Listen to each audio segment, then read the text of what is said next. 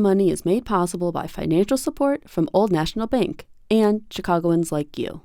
Thank you. Hello, welcome to In the Money. I am your host, Kimberly Loftus, a CPA and financial executive who today is financially secure, but was not always. In high school, I got introduced to the world of accounting and something just clicked. The logical nature and structured rules of accounting provided me with a sense of comfort. However, what no one told me back then was just how far I could go with an accounting degree. Little did I know, my journey would surpass my initial dreams of simply being an accountant. I took my passion for accounting and transformed it into a career as a business executive. I've had incredible opportunities to lead, acquire, and sell companies.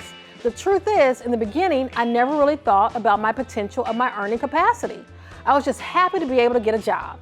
Like many of us, I chose a career based on passion, which is absolutely fine. However, it's essential to ensure that our chosen career paths not only fulfill our passions, but also provide us with the means to take care of ourselves and our families. But how do we do that? In the living room today, we'll learn how to make sure we balance our passions with financial security when choosing our career path.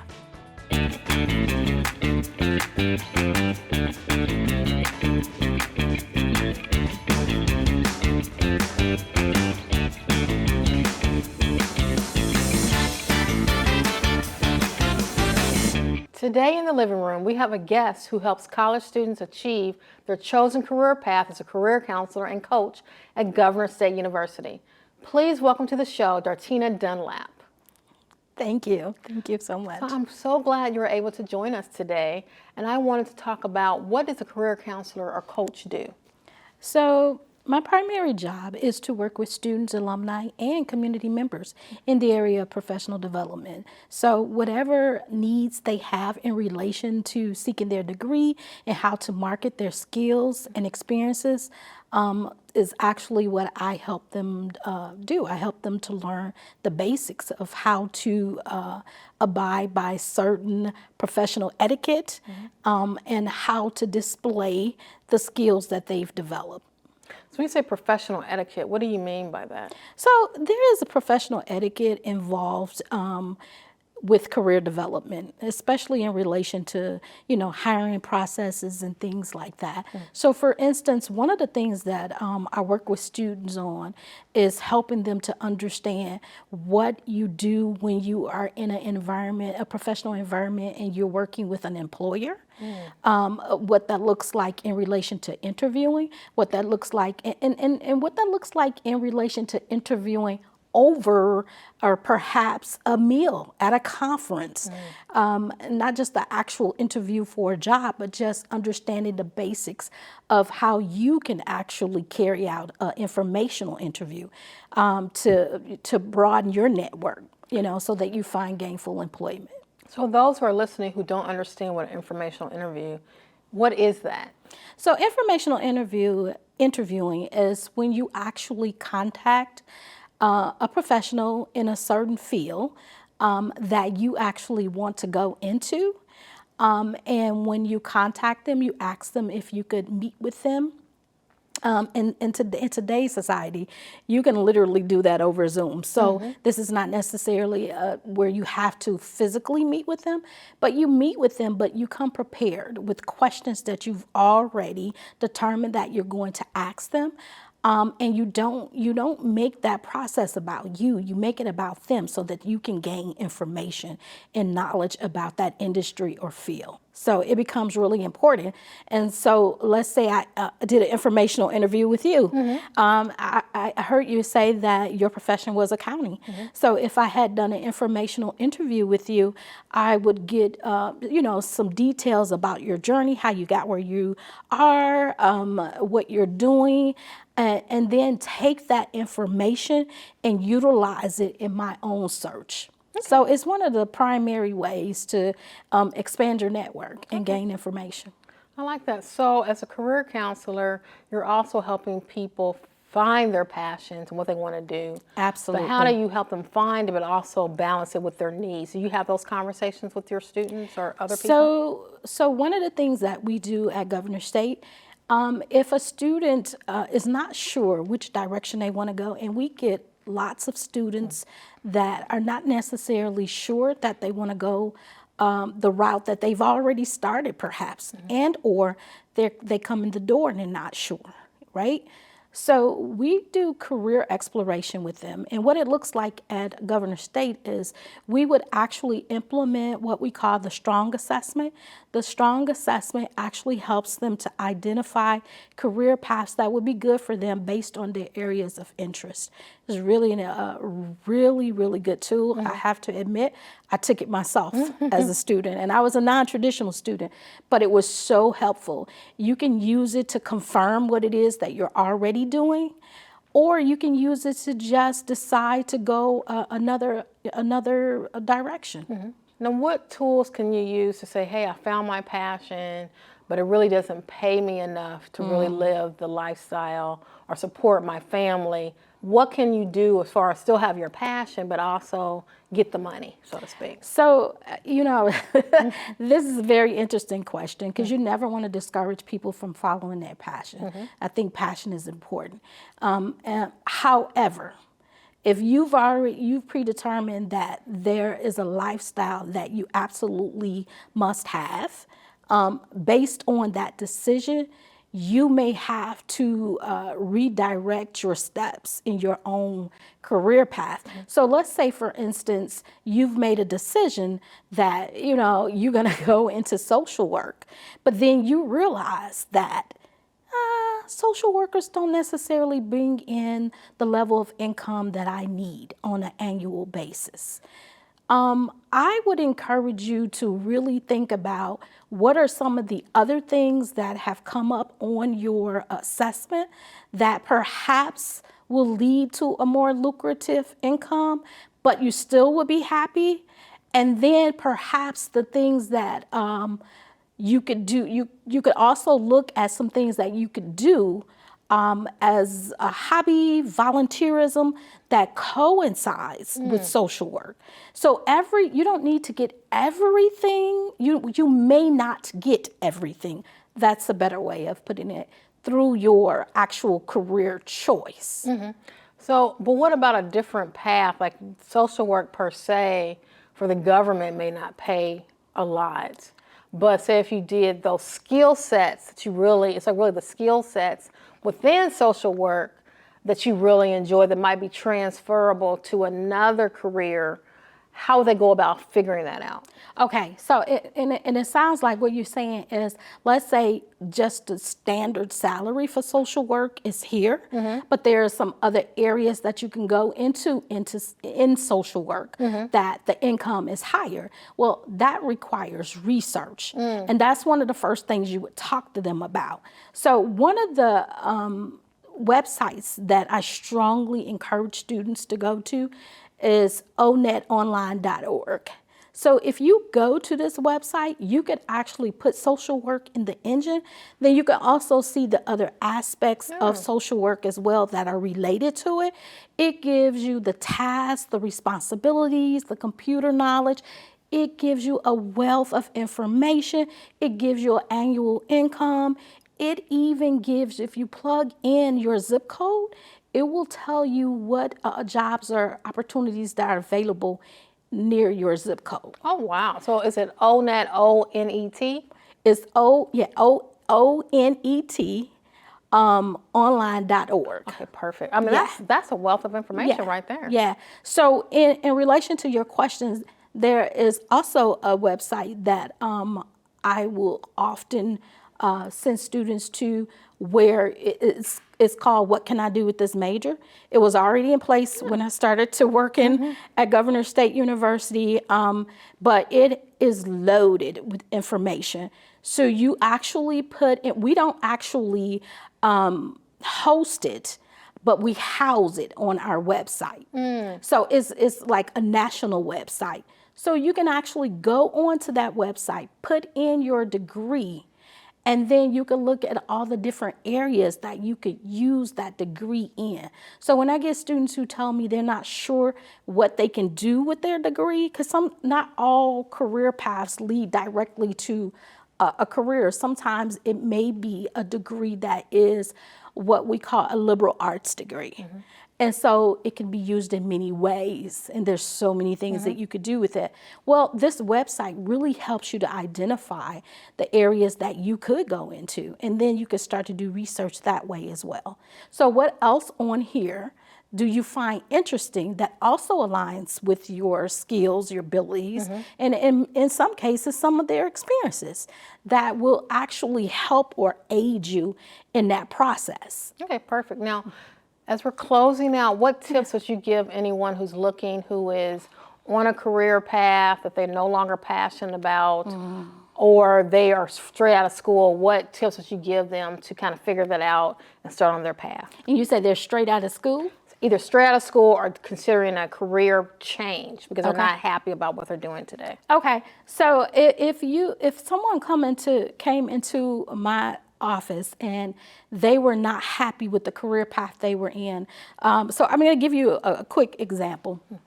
I had a lady that came into the office, and she wanted to go into social work. She felt like she would be more fulfilled in the area of social work, right? And so she said, but it's going to be a big transition for me. And I said, oh, okay. And I said, well, what are you doing right now? And so and I wasn't expecting her to say this, but she said, I drive a truck. And I said, oh, wow. She said, I've been doing that for about 15 years. So she's a non-traditional student, right? She said, I've been doing that for about 15 years. And before that, I was a carpenter. And I said, oh, wow. And I said, so you have really hit the bar to a certain degree, being a woman and making all of these accomplishments. You've had the salary to go with it, and now you just simply want to do something different. She said, I want to do something that makes me feel more fulfilled. I never did those jobs because I wanted to. I did it because it paid the bills. And so I was able to help her by taking the assessment, doing some career exploration, talking about the process, and preparing her for what the salary looks like since she's making this shift. That was one of the things that I did with her. The other thing is, how do we now align your resume with where you're trying to go, especially when you've been in one particular field for many years? Well, we look at transferable skills and we outline those on what we call the chronofunctional resume so that an employer can see that right away. That's perfect. You put the skills there, and then you put the things that you've done that fall up under that. For instance, communication, and then the things that you've done that falls up under communication, and so on and so on. Thank you for those tips. All right. And for you out there, heed those tips and go to that website to help you on your career journey.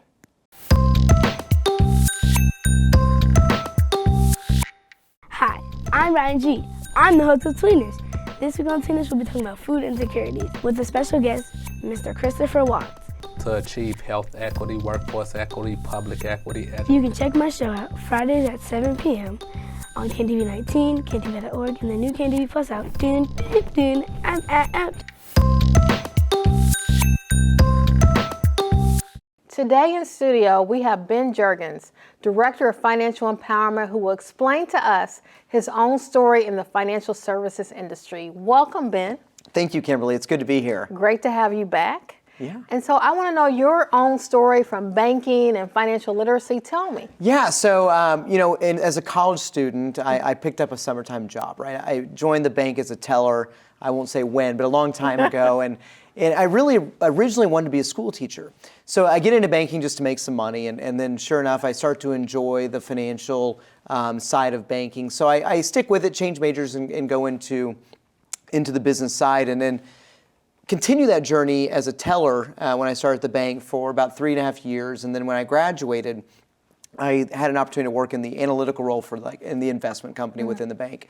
Fast forward past that, moved on to mergers and acquisitions and strategic planning, and then had an opportunity to go to a different market as a commercial banker, so working with businesses and their finances. But in this market, I really didn't know anybody, so I got involved with volunteer work. And really, to be honest, at the beginning, it was about getting business, but really found a passion for what I did in the volunteer side. So fast forward through that volunteer work, a lot of what I did was really leading financial education programs within these communities through these nonprofit boards that I got involved with, and really was helping people that were low to moderate income and poverty stricken, and really helping them get on a path forward so they wouldn't need services at the nonprofits. And that passion really stayed with me. And then sure enough, down the road, the opportunity at the bank popped up where they needed somebody to really run financial education for the company. So, the way that I look at it is, when you have a passion for what you do and you can find a way to make money doing that, it really doesn't even feel like work when you're doing it. So that's kind of the journey, is starting as just for a fun job, but now getting to do what I want to do, which was teach, and I get to teach at the bank. Good point. So you started off as a education major and then came full circle. Now, was your skill set transferable from what you learned as a banker into financial literacy? 100%. So I wouldn't be able to do the job that I do now of leading financial education for a big company without taking that path forward. So understanding how the retail banking works, understanding the commercial, the investments, the analytical side of just doing that, bringing that all together in one form really gives me the skill set to be able to transfer to work with, because I work with kids as young as preschool, and I work with seniors, and then I work with college, high school, and everywhere in between. So being able to take those skill sets of working with different clients of all ages and backgrounds, and being able to put that into use to drive educational content when it comes to money. So this is a great example of following your passion, being able to also pay your bills, and it working out great. Thanks a lot for sharing your story. Thank you, Kimberly. Hi, I'm Connie Lindsay. And I'm Anna Valencia. Join us on Joy in the Breakthrough, a podcast where we'll be talking to a wide range of leaders from different generations and backgrounds who have found power in being broken open. Tune in every week on CAN TV Channel 19, streaming on cantv.org, and on the new CAN TV Plus app. Dartina has helped us understand how we can not only discover our passion if we haven't found it yet, but also how we can make sure we understand our earning potential. But what happens if my passion changes? Well, our next guest will share such a story. Welcome to the show, Alexandria. Hi, thank you for having me. I'm glad you're here. So I know that you started in one career path and then changed it. Can you tell us what your original career was? Of course. So I was originally in education. I served as a building level administrator who also had a full-time teaching schedule. So in addition to teaching students, I also did some more administrative duties as far as observing other teachers in the building within my department, kind of running those departmental level meetings and transitioning the communication from the upper administrators, such as the principal and superintendent, to the teachers in our department. And from there, I actually had that career change and transition into the logistics and supply chain industry. Now, was your teaching in a particular area that helped facilitate your transition to logistics? So I don't think it was so much the career itself. I believe it was more the skills and responsibilities that I had within the role that helped me make a decent transition into the logistics and supply chain industry. And what drove you to change your career? So I was very passionate about teaching students, and the discipline that I was in, it was English, so the communications and writing, which is important for a lot of other careers. So I felt that the purpose behind teaching an English class was very valuable for a long, life-term learning experience, right? So what I ended up discovering, though, was I wasn't feeling as fulfilled in the sense of how many people I was positively impacting on a regular basis. So when you think about the student count within the classroom and the amount of classes you teach on a regular basis, there's a lot of people specifically that you're impacting, but it's very small, local, community-based, right? And moving into this industry in logistics and supply chain, you're working with businesses that have a plethora of people underneath them and working with theirs. So when you help to optimize their supply chain by finding other efficiencies, perhaps saving them money, you're positively impacting not only their employees, but all of their customers as well. So by helping get their product out in a much more efficient manner. Now, can you explain for our audience what you mean by logistics and supply chain? So it's kind of a complicated industry in the sense that there are so many moving pieces within it. When you think of the supply chain, you think of it as a cyclical process, right? Everything from the manufacturing and production of a product all the way to delivering it to your doorstep or into the retail stores. So there are many different types of industries within that that you could be discussing, but every business kind of goes through the same process, and it's just the size of the business or the corporation that kind of determines how many steps or how many people are involved throughout that process. So you're basically helping a business get its product from place A, which might be a manufacturing or a supplier, to either the store shelves or the warehouse. Correct. Okay. And so you feel fulfilled from this new career choice? Yeah, I do. So in the most basic sense, I feel like what I personally really enjoy doing is helping people. And now I can just help people on a much larger scale. Okay. So that's part of the reason why I'm really enjoying the transition into this career. Now, did you have to get any additional training or go to school to make that transition? So I actually have my doctorate in education, and the concentration of that is interdisciplinary leadership and higher ed administration. But the skills that I learned throughout that period of education really were applicable to the position that I'm in now. Because you're managing, you're looking at the corporation, and you're finding the holes, and you're trying to fill those holes. Did you have to take a financial hit in the beginning when you first made the transition because you're new to the field, or was it like, whoo, I should have did this a long time ago? The latter. Yeah, should have did this a long time ago. Yeah, so that was one of, so that was definitely another interesting piece in making the ultimate transition, right? And we all know education isn't exactly the highest paying career. When you reach those administrative roles, you can obviously be much better off. However, transitioning into this industry, you are working year-round, but there are also another thing that I think people kind of take for granted is the other aspects, and aside from salary, that you can negotiate during your transition, such as paid time off. You know, if you're a female or even a male, maternity or paternity leave.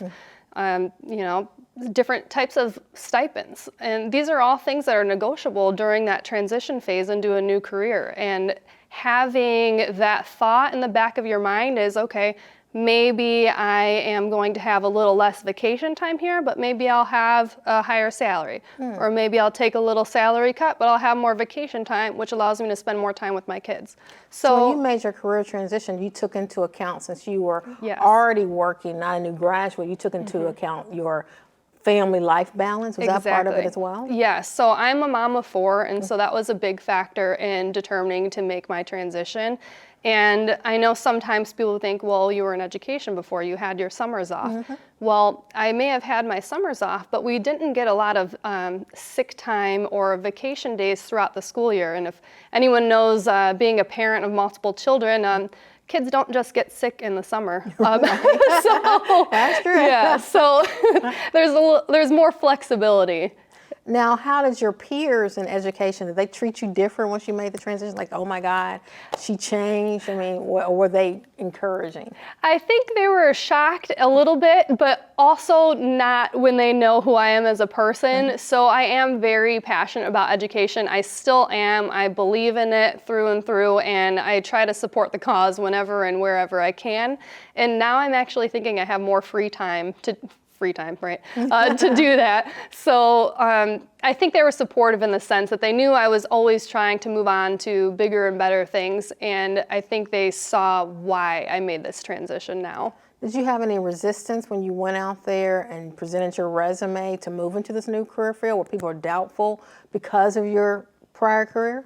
So one thing that I had learned throughout this process is you definitely want to focus your resume on, again, those skills that you did throughout your previous career if you're making that jump into a different industry. So instead of saying, oh, I taught 3 courses of dual credit world lit or something like that, that's not going to be transferable to a supply chain and logistics career, right? So you have to look at the things that you did within that role. So I was able to help 85% of my students graduate with college credits because of teaching that, something along the lines of that. That's not a perfect example, but thinking back on those skills that can be transferable. What is that career field and that position you're applying for, looking for in their ideal candidate, and really honing into those and seeing what skills you've already done and were successful in. Did you do any informational interviewing to learn more about the industry? I did, actually. So I ended up looking on LinkedIn primarily, seeing who was in similar roles at either the same company or different companies, and I spoke to them a little bit about what they did within that role to kind of get a better understanding of what it was that I was getting myself into. Okay. Yeah. And they were very helpful and open They to were, helping yes. That's the nice thing about the industry is it's so vast that there needs to be more people in it. But you were very focused, it seems like, when you made your Yes. career transition. So how did you narrow it down to focus on logistics instead of something else? Yeah, so I do have people in my family that are in the transportation industry and various components, but I think it was more or less after COVID impacted us in education, and I really started thinking about what other careers are going to be recession-proof, more or less. Something that's always going to be around. As we saw, the nursing and medical field, they stayed working. Construction, they stayed working. Education, we stayed working, but it was much different. Right. And there was a lot of changes within that. And so people still needed to get supplies back and forth, point A to point B, and I was like, I think I'm going to look into that. Okay, I like that. Now, as we're closing out, you have any tips for people who are watching who are considering a career change? I think my biggest tip would be really understanding who you are as a person and finding that alignment between who you are, what you're passionate about, but also what your personal goals are. And that could be on a professional level as far as maybe you're title driven, right? Maybe you want to see your name up there in that executive C-suite level role. Or perhaps you are financially motivated, so maybe you want to see a bigger salary bump. Things of that sort I think are important to know in advance when you're seeking out a new career. Perfect. Thank you for taking the time today to share your own story.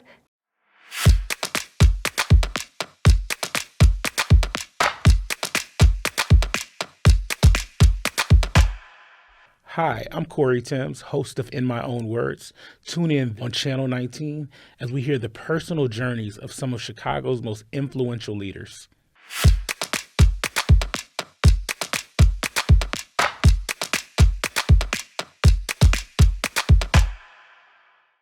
As we journey through our professional lives, let's hold on to one important lesson: balance.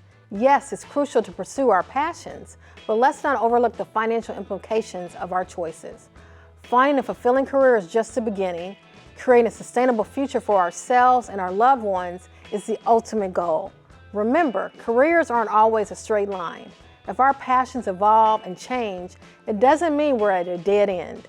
Our experiences and expertise can be leveraged to facilitate smooth transitions into new careers. So whether you're a new graduate pursuing your first job or a seasoned professional seeking a change, my challenge to you is this: educate yourself in the earning potential within your chosen field, stay informed, be aware, and make decisions that align with your long-term well-being. It's not just about following your dreams, it's about ensuring those dreams are financially sustainable. Passion alone isn't enough if it leaves you struggling to meet your needs or provide for your loved ones. We should strive to balance our journey to fulfill our soul, but also safeguard our financial future. You have the potential to create a life that combines passion and prosperity. If you have any questions about today's topic or past topics, please send me an email to Kimberly@inthemoneyemail.com or follow me on Instagram at Diva of Cashflow. Remember, we are in this journey together.